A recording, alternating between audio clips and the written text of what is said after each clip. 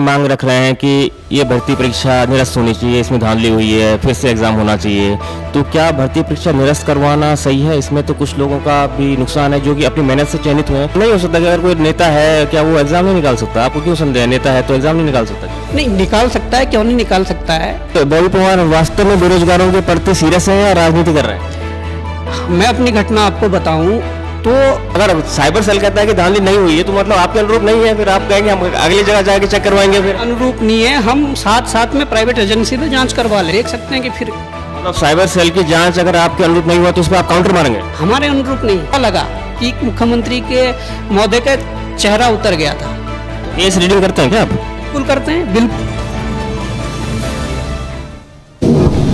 नमस्कार, मैं राजीव प्रताप और इस वक्त मेरे साथ हैं बेरोजगार संघ के अध्यक्ष बॉबी पवार, जो कि लगातार इस बात का दावा कर रहे हैं कि जो बीपीडीओ और वीडियो की परीक्षा हुई थी उसमें कुछ धांधली हुई है और उस धांधली को लेकर इनके पास कुछ साक्ष्य हैं जिनके साथ ये आज मेरे साथ बातचीत करेंगे और मैं इनका पक्ष भी जानूंगा कि क्या ये कहना चाहते हैं।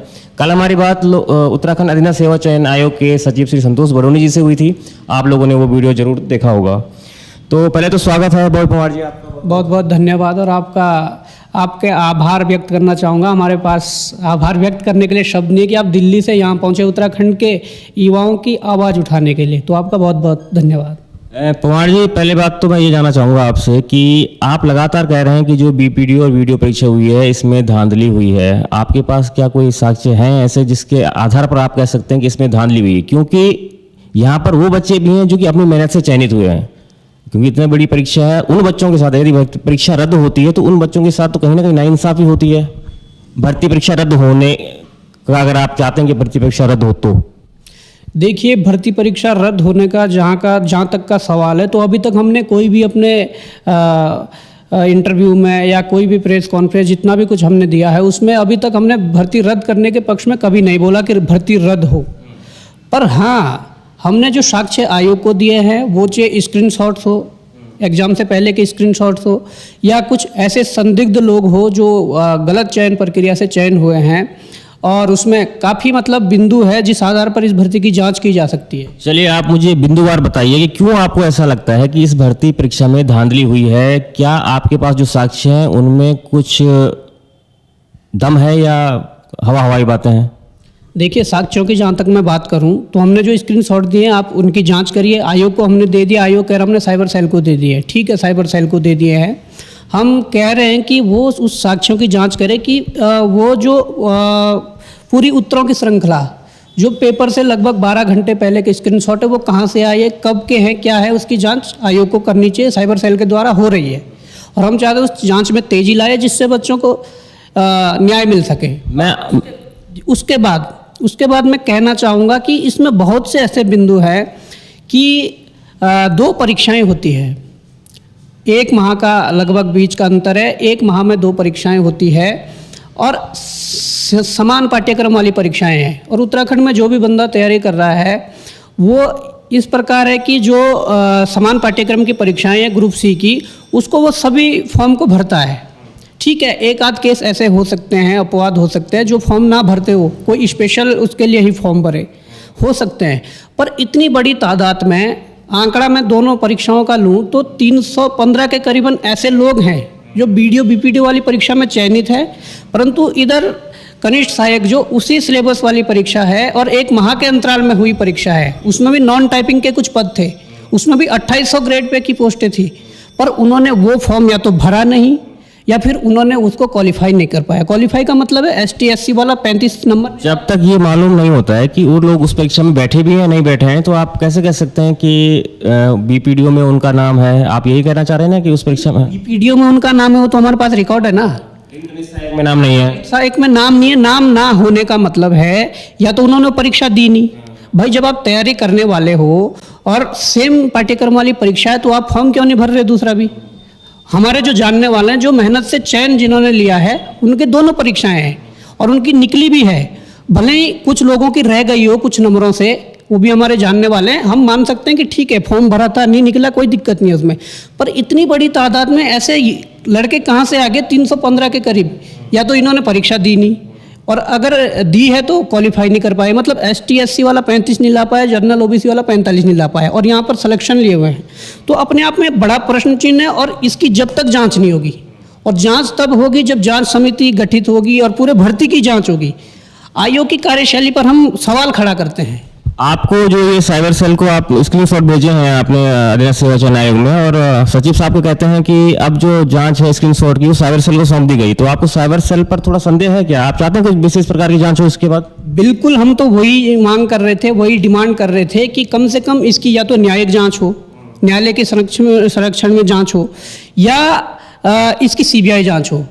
हमारा पड़ोसी राज्य हिमाचल प्रदेश, वहाँ पर संदेह के आधार पर मामा भांजे का चयन हो जाता है पुलिस कांस्टेबल की भर्ती में, उस पर पूरे प्रदेश में आवाज़ें उठती है कि ये कैसे हो गया। वहाँ के मुख्यमंत्री ने आदेश दिए जांच के, जब जांच की तो निकल कर सामने आया कि पेपर लीक हुआ था। पेपर लीक होने के बाद अब वहाँ CBI जांच हो रही है। बेरोजगार संघ क्या चाहता है इस परीक्षा को लेकर? आप भी बताइए कि आप लगातार अपनी मांग रख रहे हैं कि ये भर्ती परीक्षा निरस्त होनी चाहिए, इसमें धांधली हुई है, फिर से एग्जाम होना चाहिए, तो क्या भर्ती परीक्षा निरस्त करवाना सही है? इसमें तो कुछ लोगों का भी नुकसान है जो कि अपनी मेहनत से चयनित हुए हैं। अगर मान के चलिए कुछ लोग धांधली से लगे भी हैं तो कुछ तो अपनी मेहनत से सेलेक्ट हुए होंगे ना सर?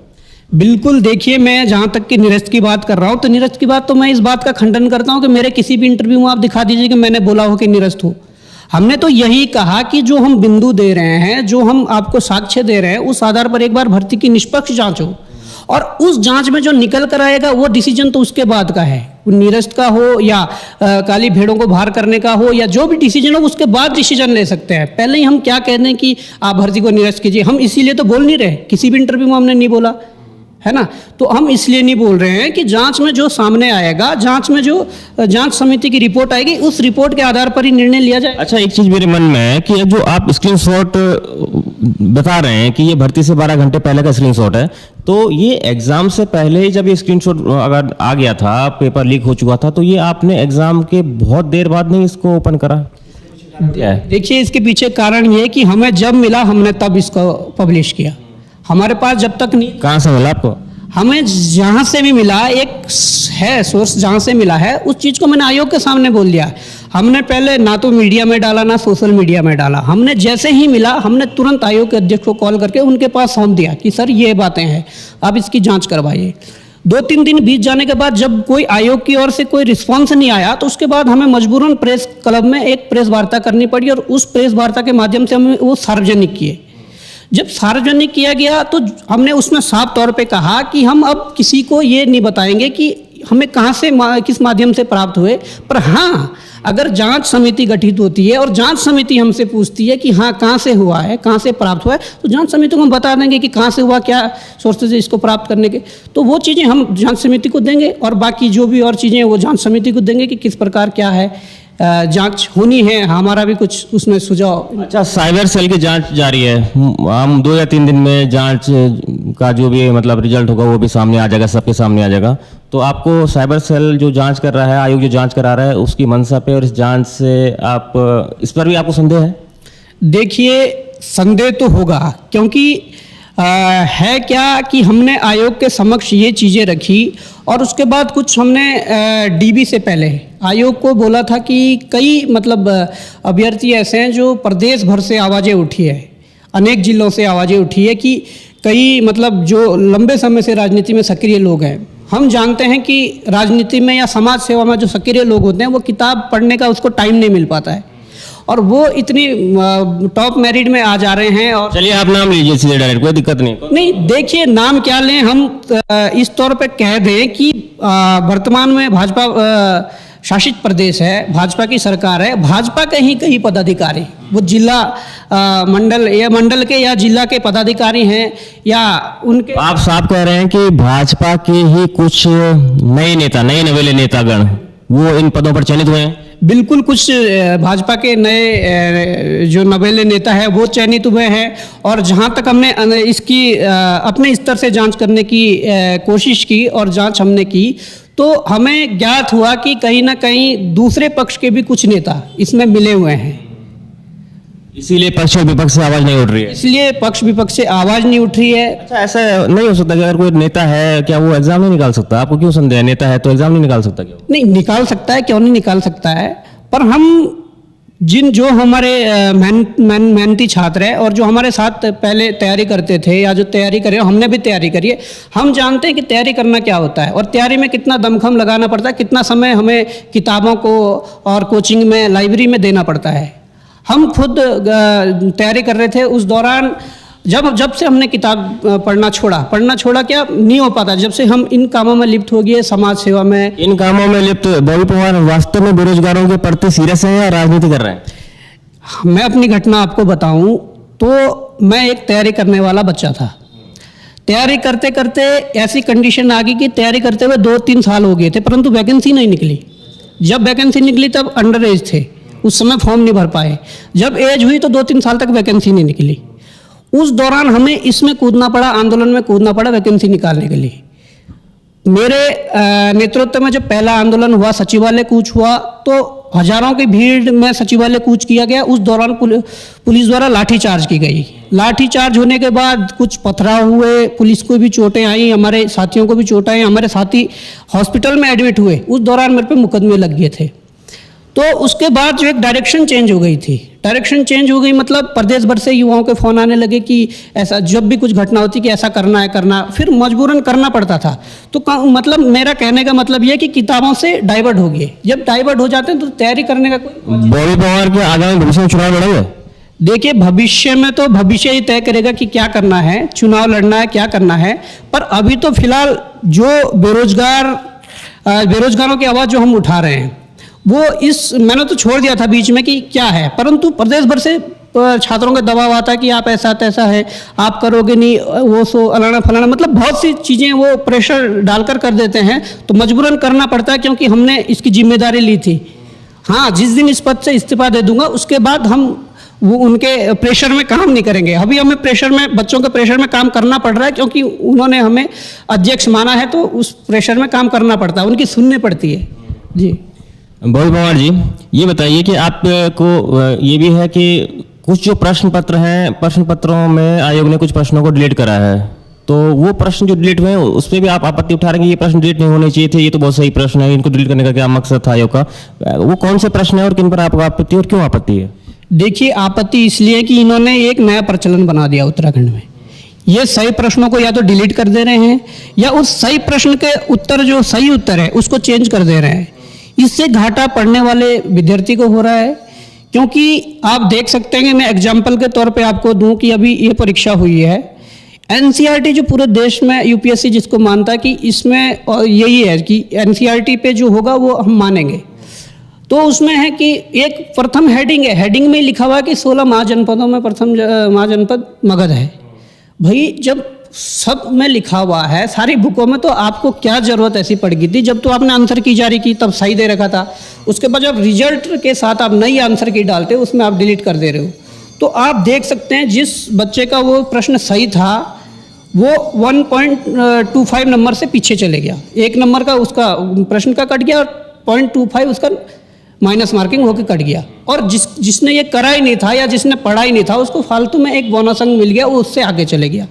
तो इस प्रकार की घटनाएं बहुत ज़्यादा हुई है और इस पेपर में कम से कम। आप थोड़ा सा संक्षिप्त में बताइए मोटा मोटा कि कहाँ कहाँ पर आपको खामियां नजर आती हैं, जैसे कि पेपर को लेकर कि पेपर जो आयोग बनाता है क्या धांधली की मंशा से ऐसा बनाता है, जानबूझ के उसमें गलत प्रश्न डाल देना है? पहली बात तो ये होगी। नॉर्मलाइजेशन को लेकर आपकी कोई शिकायत है तो वो बताइए, और दूसरा ये बताइए कि इस भर्ती परीक्षा में अब जो जांच साइबर सेल के द्वारा हो रही है उसमें क्या नतीजा आता है, तो आने वाला समय ही बताएगा। लेकिन फिर भी अगर आपके अनुसार धांधली हुई और साइबर सेल कहता है कि इसमें कोई धांधली नहीं हुई है, तो ठीक है, साइबर सेल जांच कर रहा है, हम भी अपने माध्यम से किसी प्राइवेट एजेंसी से या अन्य स्टेट से किसी साइबर सेल से जांच करवाएंगे। अगर दोनों रिपोर्टें सेम होती है तो ठीक है, हम मान जाएंगे कि अगर रिपोर्ट सही आती है, दोनों स्टेटों की सेम रिपोर्ट आती है तो ठीक है, वो चीज़ सही पाया जाए या गलत पाया जाए हम उसको मानेंगे। पर अगर वो प्राइवेट एजेंसी वाली रिपोर्ट या साइबर सेल वाली रिपोर्ट अगर अंतर आ गया तो आप तो देख सकते हैं कि फिर मतलब साइबर सेल की जांच अगर आपके अनुरूप नहीं हुआ तो उस पर आप काउंटर मारेंगे? हमारे अनुरूप नहीं,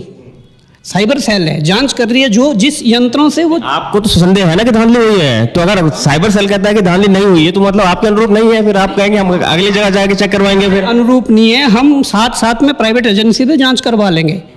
अगर कोई मरीज डॉक्टर के पास जाता है, अगर कोई उसे बीमारी है तो दोनों रिपोर्टें सेम आएंगी ना, वो चाहे प्राइवेट हॉस्पिटल से लो या सरकारी हॉस्पिटल से। कुल मिला के आप उसको भी चैलेंज करने वाले हैं? अगर साइबर सेल वाले लीपापोती करते हैं उसमें, तो जरूर हम प्राइवेट एजेंसी से भी उसकी जांच करवाएंगे। और अगर फिर तो मुझे लगता है ये भर्ती तो लटकती हुई नजर आ रही है। बड़ी मुश्किल से उत्तराखंड में भर्तियां होती हैं, उसमें भी भर्तियां लटक जाती हैं, तो कहीं ना कहीं थोड़ा सिस्टम में भी प्रॉब्लम है। सिस्टम में ही तो प्रॉब्लम है, सिस्टम के मारे ही सारे बेरोजगार है। आज उंगलियां हमारे ऊपर या न्यूज रिपोर्टरों के ऊपर उठाई जा रही है कि आप लोग ऐसा कर रहे हैं। हम कौन होते हैं करने वाले? जब सिस्टम ही खराब है, जब सिस्टम ने ही सारा सिस्टम पूरा तहस नहस कर दिया है, उन्हें आप कहिए ना। आयोग के हर परीक्षा पे उंगलियां उठ रही है, आप देख सकते हैं। तो वो क्यों अपने कार्यशैली में सुधार नहीं ला रहे हैं? और हमने जब कहा था कि इनकी जांच की जाए, तो उन्होंने क्या करा? उनकी कार्यप्रणाली देखिए, उन्होंने जो संदिग्ध लोगों की लिस्ट थी 70 के करीब, उन्होंने उनसे ही एक अलग फॉर्म भरवाया कि आपके पिछली परीक्षाओं में कितने नंबर थे, ये क्या थे, इस प्रकार का ब्यौरा लिया। क्या इनकी कार्य प्रणाली ऐसी नहीं हो सकती कि सबसे लिया जाता?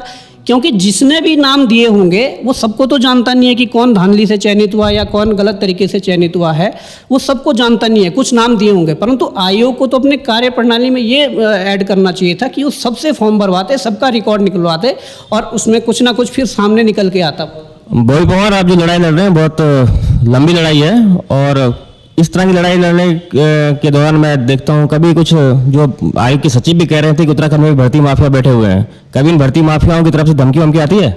देखिए, भर्ती माफिया बैठे हैं और ऐसे भर्ती माफिया हैं कि जिन पर गैंगस्टर एक्ट लगे हुए हैं, गैंगस्टर लगे हुए हैं। पिछली भर्तियों में फॉरेस्ट गार्ड की भर्ती हुई थी, उसमें मुकदमे दर्ज हुए, गैंगस्टर लगे हैं। तो होता क्या है कि जब भी आयोग की परीक्षा हो, हम तो ये कहते हैं जब गैंगस्टर लगा हुआ है तो इन्हें कम से कम 10-15 दिन पहले नज़रबंद किया जाए, परंतु होता नहीं है। क्यों? क्योंकि राजनीतिक शय मिली हुई है। जो भर्ती के सरगना हैं उनको भी राजनीतिक शय मिली हुई है, इसलिए वो अंदर नहीं होते। यहाँ राजनीतिक शय किसकी मिली हुई? कुछ नाम लेंगे किसी का? नहीं, राजनीतिक शय यहाँ के पॉलिटिकल पार्टियों की मिली हुई है। अब वो आप लोग मुख्यमंत्री कुछ भी आवाज कर रहे थे एक बार, और मेरे ख्याल से सर्वे चौक पे पुलिस ने बैरिकेडिंग करके आप लोगों को रोक दिया था। उसके बाद मुख्यमंत्री महोदय की तरफ से कुछ?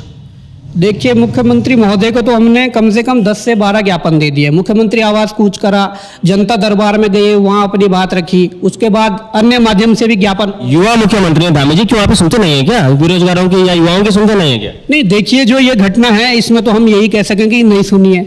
अब क्यों नहीं सुनी है वो कारण तो मुख्यमंत्री जान पाएंगे। यहाँ तक कि जहाँ से उन्होंने चुनाव लड़ा वहाँ पर रैली हमने करी, वहाँ पर भी कूच किया, उसके माध्यम से ज्ञापन पहुँचाया, उनके कानों तक आवाज़ पहुँचाई कि बात ये है, आप इसका संज्ञान लीजिए। परंतु अभी 3 महीने होने वाले हैं, पर मुख्यमंत्री महोदय का अभी तक इस भर्ती के संबंध में कोई स्टेटमेंट नहीं आया। अपने आप में संदेह पैदा करता है कि क्यों मुख्यमंत्री नहीं बोल रहे हैं।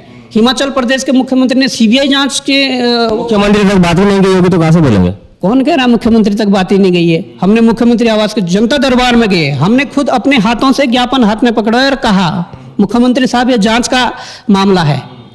तो आश्वासन तो मिला होगा आपको? आश्वासन कहाँ मिला? उन्होंने वो पकड़ लिया, परंतु जब वो ज्ञापन दिया, जब हमने कहा कि जांच का मामला है, तो मुझे ऐसा लगा कि मुख्यमंत्री के महोदय का चेहरा उतर गया था।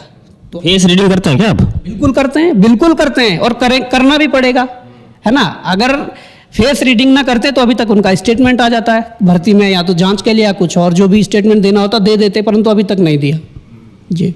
अच्छा, मेरे साथ एक और भाई साहब हैं। सर, पहले तो आप अपना नाम बताइए और आप इस भर्ती परीक्षा के संदर्भ में क्या कहना चाहते हैं? सर, मेरा नाम विकास सिंह है सर। मेरे काफ़ी ऐसे दोस्त हैं जो इसमें सिलेक्टेड है। पहले तो उनके साथ मेरी संवेदनाएं भी हैं काफ़ी, और मैं उस मामले में काफ़ी भी अपने आप भी डिप्रेशन में हूँ कि अब काफ़ी लोगों के फ़ोन भी आते हैं कि ऋषि भाई इस चक्कर से कि अब हमारा हुआ है, अब आप।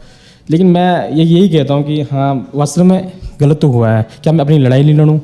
मुझे मेरे दोस्त ही कहते हैं, जो सेलेक्टेड दोस्त हैं, वो कहते हैं कि ऋषि भाई आपकी लड़ाई जेन्युइन है, कि लड़ना पड़ेगा आपको। आपकी लड़ाई क्या संचित में बताइए। मैं बताता हूँ सर आपको कि क्या होता है सर, कि जब एग्ज़ाम हो जाता है उसके बाद एक आंसर की आती है, और ये जब आंसर देते हैं तो कुछ क्वेश्चन उसमें रिजल्ट बनाने के टाइम पे बदल देते हैं। जैसे मैं आपको कुछ बताता हूँ, एक क्वेश्चन आया था कि एक हवाई सेवा है देहरादून से पंतनगर तक की, उसका जो निर्माण किया गया था वो किस कंपनी के द्वारा किया गया था, ठीक है। तो उसका आंसर था डेक्कन एविएशन। एक्चुअली में डेक्कन एविएशन ही इसका आंसर था। ये आंसर आयोग ने ही खुद माना था जब आंसर की देते हैं। और फिर जब ये रिजल्ट निकालते हैं फिर उस आंसर को चेंज क्या मतलब वो देते ही नहीं है उसका आंसर, उसको जो आंसर था पहले दिया रखा, मतलब क्वेश्चन डिलीट कर दिया था? डिलीट भी नहीं करा सर, आंसर ही बदल दिया उसका। ठीक है, हमने कोर्ट में दिया, जो गवर्नमेंट की जो सरकारी जो ये होती है website government of civil aviation, उस पर साफ लिखा हुआ है सर, मैं आपको दिखा दूंगा, साफ लिखा हुआ है कि इसका जो निर्माण है वो डेक्कन एविएशन ने कराया था। जब साफ लिखा है कि डेक्कन एविएशन ने इसका निर्माण कराया है, गवर्नमेंट की वेबसाइट पे भी सब कुछ है, सब कुछ साफ है, तो फिर भी आयोग ऐसा कैसे कर पा रहा है? वही तो कह रहा हूँ सर, बिल्कुल। मैं जब गया था मैं आयोग अगर कर रहा है तो आयोग के पास भी तो कुछ तथ्य और तर्क होंगे। जी बिल्कुल, मैं जब आयोग में गया था यश राजू से मैंने इस बारे में बात करी थी, हम साथ में गए थे, तो यश राजू जी ने यही कहा था कि हाँ गलती तो हुई है। तो सर इस प्रश्न को लेकर कहा था? बिल्कुल कहा था गलती हुई है, तो मैंने ये तक कहा, मैंने कहा गलती हुई है तो इसका खामियाजा आम बेरोजगार क्यों भुगते हैं या अभ्यर्थी क्यों भुगते हैं? आप एक्सपर्ट की आड़ में धांधली करवा रहे हो। आपने देख लेगा ये डेक्कन एविएशन वाला है, महाजनपद वाला है, ऐसे कई प्रश्न हैं जो बिल्कुल ऑथेंटिक है और बिल्कुल सही है, पर आयोग ने ना जाने क्यों, और इस कारण एक ही शिफ्ट से लगभग 50% सिलेक्शन हुए हैं। कौन सी शिफ्ट है वो एक शिफ्ट है जिस शिफ्ट में ज्यादा क्वेश्चन डिलीट हुए, उस शिफ्ट से लगभग 50% सिलेक्शन हुए हैं। मतलब जिस शिफ्ट से सबसे ज्यादा क्वेश्चन डिलीट हुए उसी शिफ्ट से सबसे ज्यादा चयन भी हुए हैं। और मैं ये कह रहा हूँ कि क्या सारे जो विद्वान थे उसी शिफ्ट में बैठ गए? ऐसा तो हो नहीं सकता।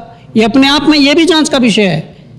अच्छा, एक गैंग है जो ट्रोल करती है, आप लोगों में भी करती होगी, जो लोग सिलेक्टेड हैं, जो अपनी मेहनत से सिलेक्टेड हैं, उनको तो वाकई इस बात से पीड़ा है कि क्यों इस भर्ती परीक्षा में सवाल उठ रहे हैं।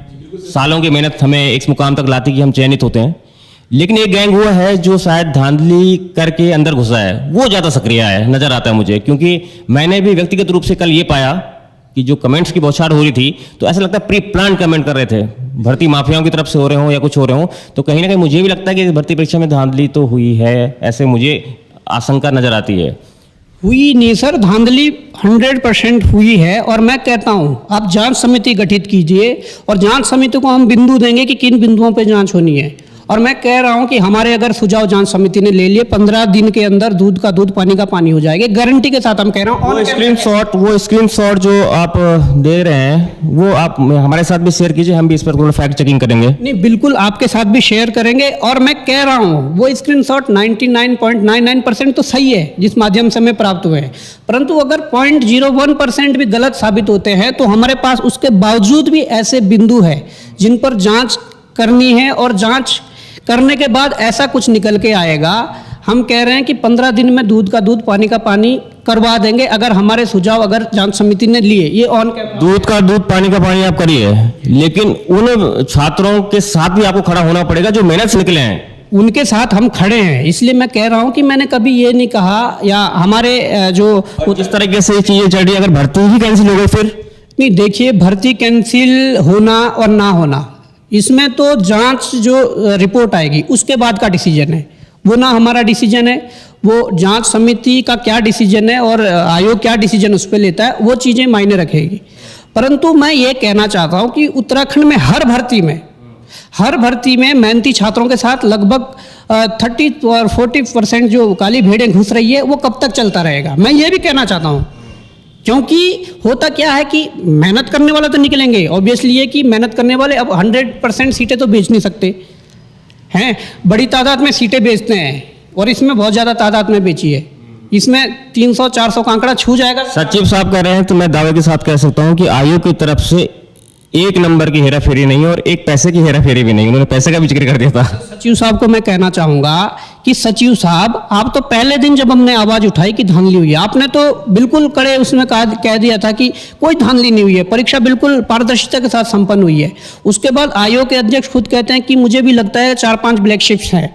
उसके बाद जब हमने ये स्क्रीनशॉट दिए और डीबी चालू हुआ और इन्होंने थोड़ा आंकलन किया होगा, उसके बाद खुद इंटरव्यू में कह गए आयोग के अध्यक्ष कि मुझे लगता है 50-60 ब्लैक शिफ्ट है। और कल खुद आपके इंटरव्यू में सचिव साहब कह रहे हैं कि हाँ धांधली, मुझे लग रहा है कि अनियमितताएं हुई है और ये चीज़ें हुई है। तो जब खुद एक्सेप्ट कर रहे हैं तो जांच बिठाने में क्या दिक्कत है? आप जांच बिठा दीजिए, जांच समिति का हम भी सहयोग करेंगे। अब जांच समिति की रिपोर्ट में क्या निकल कर आता, वो डिसीजन बाद के हैं सारे, परीक्षा निरस्त होना। आप लोग लगातार सीबीआई जांच की मांग कर रहे हैं? हम तो लगातार सीबीआई जांच की मांग कर रहे थे, क्योंकि हमारा तो भरोसा उठ रखा है यहाँ से। सीबीआई बहुत बड़ी एजेंसी है, सेंट्रल एजेंसी है। सेंटर की एजेंसी तो क्या हुआ, सेंटर में भाजपा है, स्टेट में भाजपा है, आप लगाइए जैक और बोलिए कि हाँ अगर इतने पाक साफ है, मैं कह रहा हूं अगर मुख्यमंत्री जी और उत्तराखंड में जो प्रचंड बहुमत की सरकार है वो इतनी पाक साफ है तो आप सीबीआई को बुलाइए, सीबीआई जांच करवाइए। सीबीआई जांच से क्या होगा, भविष्य में बेरोजगारों के साथ न्याय होना शुरू हो जाएगा। और जो यहाँ के सरगना है उन पर जब कार्रवाई होगी ना तो कम से कम आगे और सरगनाएं खड़े नहीं होंगे। नहीं तो इन्होंने तो बहुत बड़ी चैन बना दी है पूरे उत्तराखंड में, इनकी तो बहुत बड़ी चैन है। पेपर आउट जसपुर से आउट हो रहे हैं, इधर मोरी उत्तरकाशी से आउट हो रहे हैं, रुड़की हरिद्वार से आउट हो रहे हैं, कहाँ कहाँ से पेपर आउट हो रहे हैं और पेपर एक ही जगह से आउट होकर यहाँ डिवाइड हो रहे हैं। आपकी बात से मुझे ऐसा लग रहा है कि अगर ये बात वास्तविक है, पेपर आउट हो रहे हैं, एक भर्ती माफियाओं का एक गैंग या सरगना यहाँ पे चल रहे हैं उत्तराखंड में, तो पढ़ने वाले बच्चों को तो मनोबल वैसे ही गिर जाएगा। उन्हें पता है कि हम पढ़ के क्या कर लेंगे, जब घुसना आगे सरगनाओं ने है या माफियाओं के थ्रू ही भर्ती होनी है। तो ये आपका जो ये कहना है कि इसकी जांच होनी चाहिए, इसमें कोई दुविधा वाली बात तो नहीं है। जांच तो होनी चाहिए, अगर हम पारदर्शिता चाहते हैं, ट्रांसपेरेंसी चाहते हैं तो होनी चाहिए, जांच होनी चाहिए। हमारी भी तो यही डिमांड है, आप जांच करके तो देखिए। और मैं फिर बोल रहा हूँ, अगर उत्तराखंड की गवर्नमेंट इतनी पाक साफ है, अगर ये लिप्त नहीं है तो आप बुलाइए, सीबीआई को जांच दीजिए, नहीं तो न्यायालय में जाइए और न्यायालय की उसमें संरक्षण में एक जांच करवा दीजिए। आप लोगों ने तो प्रश्न चिन्ह एजेंसी पे भी उठाया जो एग्जाम करा रही है, ब्लैक लिस्टेड एजेंसी है। बिल्कुल हमने उठाया है और ये प्रश्न चिन्ह हमने जो परसों परीक्षा रद्द हुई है, जो आयोग को रद्द करनी पड़ी, क्यों रद्द करी जब एजेंसी ठीक थी, क्यों? तो सचिव साहब ने कल ये भी कहा है कि हाईकोर्ट में भी एक मुकदमा दायर किया गया था कि ब्लैक लिस्टेड एजेंसी, लेकिन हाईकोर्ट ने मुकदमा खारिज कर दिया कि इसमें कोई तथ्य तर्क नहीं है। हुआ क्या कि सहायक लेखाकार की जब परीक्षा हुई थी 12 सितंबर से 14 सितंबर तक 6 शिफ्टों में करवाई गई थी। हमने ये आवाज़ उससे पहले उठाई कि एमपी में हमने इस कंपनी का जो एजेंसी है इसका हमने ब्यौरा देख लिया था कि ठीक नहीं है। उत्तर प्रदेश में 2017 में एसआई की परीक्षा करवाई थी, अभी भी करवाई है, उसमें भी धांधली हो गई है। और तमाम अन्य प्रदेशों में भी इसके खिलाफ मतलब कार्रवाई हुई थी एजेंसी के खिलाफ। तो हमने एग्जाम से पहले इसका विरोध कर दिया कि ये एजेंसी एग्जाम नहीं करवाएगी। मेरे खिलाफ उल्टा विधिक नोटिस जारी हुआ आयोग की तरफ से कि बॉबी पवार आयोग की और एजेंसी की छवि धूमिल कर रहे हैं। तो बताइए, ठीक है, हमने कहा ठीक है करवा लो। जब 6 शिफ्टों में पेपर करवाया, उसके बाद नतीजा ये हुआ कि जो एजेंसी ने पेपर टाइप किए 6 पेपर, उसमें से गूगल ट्रांसलेट मार दिया हिंदी वाले बच्चों के लिए, जिसमें एग्जाम्पल के तौर पे मैं कह दूँ, कॉमर्स की भाषा में कैपिटल को पूंजी कहते हैं, वहाँ कॉमर्स के वो हिंदी वालों के लिए राजधानी आ रखा था। ऐसे अनेकों 70 से 80 प्रश्न ऐसे हो गए थे। मतलब तो बच्चा क्या पढ़ेगा उसमें, पूंजी को राजधानी पढ़ के वो कैसे सवाल को समझ पाएगा। तो ऐसी गलतियां उस एजेंसी ने करी। उसके बाद खुद आयोग ने एक्सपर्ट बुलाए, हमें जहाँ तक सुनने में मिला एक्सपर्ट बुलाए, कॉमर्स के जो ज्ञाता वो बुलाए, उन्होंने आयोग को लताड़ लगाई कि इसमें तो 7-8 क्वेश्चन करने लायक है, बाकी तो ये कूड़ा है। तो क्या हम गलत थे जिनके खिलाफ आपने विधिक नोटिस जारी किया? हम पहले ही कह रहे थे एजेंसी बेकार है। ये कहीं ना कहीं, और बंदरोगा का देख लीजिए 332 क्वेश्चन डिलीट करना, और 332 क्वेश्चन डिलीट करने के बाद कुछ क्वेश्चन ऐसे हैं जो एक शिफ्ट में सही कर रखे हैं और दूसरे शिफ्ट में डिलीट कर दिए हैं, क्योंकि कई रिवाइज हुए हैं क्वेश्चन ना।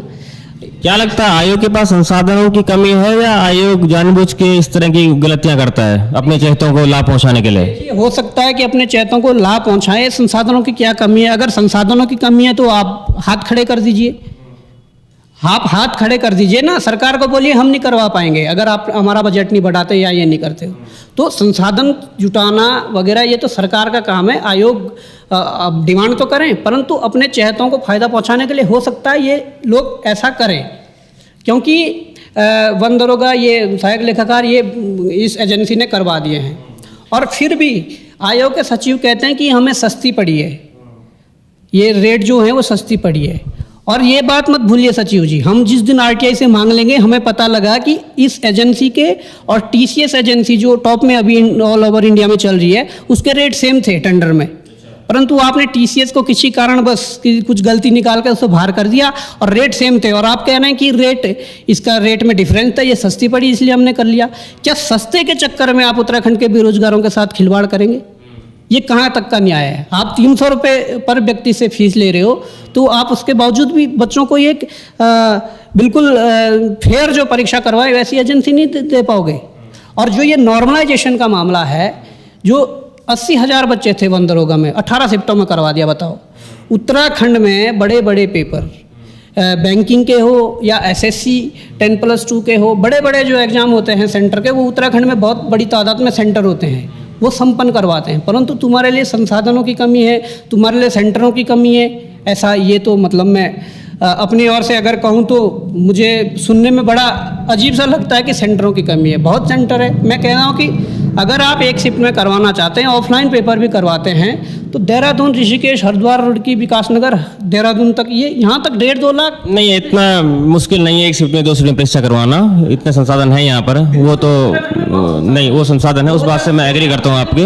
बताओ ना, 2016-17 की रिपोर्ट के अनुसार यहाँ पर 23,000 से अधिक महाविद्यालय, intermediate college, junior high school वगैरह, ये 23,000 से अधिक तादाद हैं 2016-17 की। नहीं, ये कोई बात नहीं है कि संसाधनों की कमी है, करा नहीं सकते। अच्छा, आपसे पूछता हूँ एक बात कि बेरोजगार संघ के लेटर में मैंने कहीं पढ़ा था कि एक कोई हैं, वो विदेश में रहते हैं, उनकी पत्नी है, वो उनका पढ़ाई से कोई नाता नहीं है, तो डायरेक्ट प्रश्न चिन्ह लगा दे रहे हैं कि कोई विदेश में रहते हो, क्या विदेश में रह के कोई पढ़ाई नहीं कर सकता क्या? देखिए, वो जो मामला है बेरोजगार संघ के लेटर हेड पे नहीं देखा होगा आपने, बेरोजगार संघ के नाम से देखा होगा। वो बेरोजगार संघ के अध्यक्ष के नाम से वो लेटर आया है, जिसने भी भेजा है बेनाम लेटर है, उसने नाम नहीं डाला, जिसने भेजा है उसने लिखा है, वो उनके आस पड़ोसियों ही ने भेजे हैं कि वो दुबई से कोविड के दौरान आए हैं, और उसके बाद दोनों का सिलेक्शन होना, और दोनों का सिलेक्शन भी इस तौर पे होना कि महिला अभ्यर्थी जो है उनकी वाइफ, वो पूरे ऑल ओवर उत्तराखंड में महिला टॉपर हैं, 8वीं रैंक जनरल में है, 16वीं रैंक उनकी है। तो मतलब ये हम भी जानते हैं, और जो पढ़ने वाले छात्र हैं वो भी जानते हैं कि कितनी मेहनत लगती है, और टॉप रैंक में आने के लिए तो कितनी मेहनत लगती है। तो अपने आप में जांच का विषय हो सकता है उन्होंने पढ़ा हो सकता है उन्होंने तैयारी से अपना सिलेक्शन पाया हो, परंतु जांच तो करनी पड़ेगी, क्योंकि अगर संदेह के आधार पर जांच तो होनी चाहिए, आपका ये कहना चाहते हैं ना? संदेह के आधार पर जांच होनी चाहिए कि ऐसे कैसे हो गया कि जो यहाँ लाइब्रेरी में बैठे 4-4, 5-5 सालों से, जो कोचिंगों में बैठे हुए हैं, वो तो टॉप नहीं कर पा रहे हैं, परंतु विदेश से आकर यहाँ पर टॉप कर जा रहे हैं। तो कम से कम अगर जांच में सही पाए जाते हैं तो उनको सम्मानित करना चाहिए, उत्तराखंड सरकार की ओर से सम्मानित करना चाहिए, और लोगों को ये बोलना चाहिए कि ऐसे तैयारी की जाती है और ऐसे परीक्षा में पास हुआ जाता है, ऐसे टॉप रैंक में आया जाता है, अगर वास्तव में जांच में सही पाए जाते हैं। कुछ टॉपरों से हम भी बात करना चाह रहे थे, मैं भी बात करना चाह रहा था, टॉपरों ने बात करने से मना कर दिया। टॉपर कह रहे हैं कि हमसे प्रश्न पूछने वाला कौन होता है, हमारा तो दिन अच्छा था, हमारे तुक्के लग गए। मैं कह दूं आपको, तुक्के लगने वाली जो बात है कि हर परीक्षा में 100 नंबर की यदि परीक्षा है ना, तो आप अगर 100 के 100 करके आओगे, आपको अगर 50-60 क्वेश्चन आ रहे हैं और आप 50 तुक्के मार रहे हो, तो अधिक से अधिक आपके 8 से 10 तुक्के लग सकते हैं, इससे ज़्यादा नहीं। 4 ऑप्शन में इतने तुक्के लगेंगे, और वो जो गलत होंगे फिर माइनस करके नीचे आओगे, क्योंकि माइनस मार्किंग भी होता है। और जो टॉपरों की बात है, मैं वही तो कह रहा हूँ, आज तक जितनी परीक्षाएं उत्तराखंड में हुई है उसमें जो टॉपर रहे हैं हमारे मित्र हैं खास। क्या कुछ जो टॉपर्स हैं वो इंटरव्यू नहीं दे सकते हैं? क्यों? आईएएस का इंटरव्यू, आईएएस का एग्जाम का रिजल्ट घोषित हुआ, अभी सारे टॉपर्स इंटरव्यू दे रहे हैं डिफरेंट चैनल में, तो ये लोग इंटरव्यू क्यों नहीं दे सकते हैं? ये बात आपको ही बताने वाला हूँ कि हमारे मित्र हैं जो कई परीक्षाओं में पहले टॉपर रहे और अभी अच्छी अच्छी पोस्टों पर जॉब कर रहे हैं। वो उन लोगों ने जब टॉप आए तो उसके बाद क्या हुआ कि उन्होंने प्रदेश भर के छात्रों को कम से कम ऊर्जा मतलब दी कि कैसे तैयारी की जाती है, एक मार्गदर्शन दिया कैसे तैयारी। और अभी तक जॉब पर रहते हुए यूट्यूब के माध्यम से या अपने सोशल मीडिया, फेसबुक, इस प्रकार के तमाम प्लेटफॉर्म से वो अभी तक बच्चों का मार्गदर्शन कर रहे हैं कि कैसे तैयारी करें, कौन सी किताब पढ़ें, कब कैसे करें, कैसे पेपर को हल करें, वो अभी तक कर रहे हैं प्रेजेंट टाइम तक। परंतु इस परीक्षा के टॉपर तो सामने आने को तैयार नहीं है, सामने आने को तैयार नहीं, तो अपने आप में ही प्रश्न चिन्ह खड़ा होता कि क्यों सामने आने को तैयार नहीं है। एक बार आप सामने तो आइए, सामने आइए, बच्चों को मार्गदर्शन दीजिए कि किस प्रकार से तैयारी की जाती है। कोई लोग कह रहे हैं कि हमने आज तक परीक्षा नहीं दी, बस ये परीक्षा थी हमने टॉप कर लिया। कैसे टॉप कर लिया जब आपने आज तक नहीं दी? कम से कम ठीक है कर लिया। आप कुछ और कहना चाहेंगे? सर बिल्कुल, मैं आयोग से यही रिक्वेस्ट करना चाहता हूँ कि सर जब आप कोई एग्ज़ाम कंडक्ट करवाते हो तो ध्यान रखना चाहिए कि मतलब जो प्रेस में जब ये छपता है, ये ट्रेजरी में जाता है, क्या सर इनकी जिम्मेदारी नहीं बनती कि यहाँ पे भी इस चीज़ का ध्यान रखा जाए? जब संतोष बडोनी जी कह रहे थे कि ये माफिया यहाँ तक फैला हुआ है, हमें पता नहीं लगता कि ये चीज़ें कहाँ से हो रही है, क्यों पता नहीं लग रहा। माफिया तो काम कर ही नहीं सकते जब तक आयोग बहुत मजबूत है। गोपनीयता पर प्रश्न चिन्ह लग रहे हैं, अगर ये कहते हैं कि माफिया है तो गोपनीयता कहाँ रह गई फिर? बिल्कुल सर, मैं यही कहना चाहता हूँ संतोष बडोनी जी से कि अब मैं कहना क्या है पर यही है कि इस चीज़ का ये सुनेंगे, अभी सुनेंगे।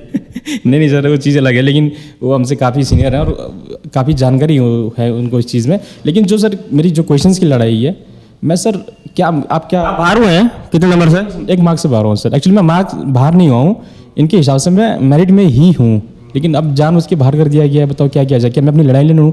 मेरे साथ के जो लड़के हैं जो अभी निकले हैं, काफ़ी लड़के जो मेरे अच्छे दोस्त हैं, मेरे छोटे भाई भी हैं, तो कहते हैं कि हाँ आपकी लड़ाई जेन्युइन है, आपको लड़ना चाहिए। लेकिन अब क्या करें, स्थिति इस तरह से बनी हुई ना कि आजकल मेरे को फ़ोन आते हैं काफ़ी, कह रहा है भाई जी अब क्या मतलब हमारी तो पेपर रद्द ना हो इस तरह से। मैं ये चीज़ खुद चाहता हूँ, पेपर रद्द ना हो। पेपर रद्द होना मतलब ये कोई ये नहीं है, लेकिन जांच के बाद जो निकलता है वो चीज़ हमको सब चीज़ जांच करके जो लोग गलत तरीके से लगे हैं उनको तो बाहर किया ही जा सकता है। कुछ कहना चाहेंगे बॉबी पंवार और? नहीं, देखिए मैं ये कहना चाहूँगा कि मेहनती छात्र ये ना सोचे कि तुम्हारे साथ नहीं है, हम तुम्हारे साथ भी खड़े हैं। मेहनती छात्रों के साथ हम दर्द समझते हैं कि किस प्रकार से जब आप किसी पद को पाते हो, मतलब किसी पद पर सिलेक्शन पाते हो तो कितनी खुशी होती है, और उसके बाद ऐसी घटना को अंजाम देना, वो अंजाम हमने नहीं दिया या आपने नहीं दिया, वो अंजाम सरगनाओं ने दिया है या कुछ आयोग के ही लोग मिले हुए हैं, क्या पता, वो जांच में सामने आएगा, उन्होंने दिया है, या जो पैसा दे रहे हैं, जो इस चीज़ को बढ़ावा दे रहे हैं, उन्होंने इस चीज़ को अंजाम दिया है। तो आप लोगों के भी हम साथ हैं, इसलिए हम ये चाहते हैं कि इस भर्ती की निष्पक्ष जांच हो। आप लोग भी आगे बढ़ चढ़कर इसमें ये प्रेशर बनाएं कि जल्दी से जल्दी जांच हो। जितना हम ज़्यादा प्रेशर बनाएंगे उतने जल्दी जांच होगी और जांच रिपोर्ट सामने आएगी। और हम कह रहे हैं एक बार जांच समिति गठित तो हो, हम उन्हें सुझाव देंगे, हम उन्हें बिंदु दोगे किस आधार पे जांच करनी है और किस आधार पे इसका निष्कर्ष निकल सकता है। वो मैं एक बार कह चुका हूँ और फिर भी कह रहा हूँ कि बहुत जल्द, मतलब अगर जांच समिति गठित होती है बहुत जल्दी 15 दिन के अंदर सब साफ हो जाएगा कि क्या होना है। जी तो धन्यवाद। ये थे हमारे साथ बॉबी पंवार जो लगातार अपनी बात रख रहे हैं, और देखते हैं इस मामले में आगे क्या होता है, क्योंकि आगे भी हम लोग इस पर थोड़ा सा रिसर्च कर रहे हैं कुछ दिन की। इस मामले में आखिर हुआ क्या है, वास्तव में धांधली हुई है या नहीं हुई है, या जो लोग चयनित अभ्यर्थी हैं उनके साथ बुरा हो रहा है, सारे पक्षों को लेकर चलेंगे। आप लोगों के पास कोई जानकारी हो तो हमारे साथ साझा कर सकते हैं। बहुत बहुत धन्यवाद आपको भी।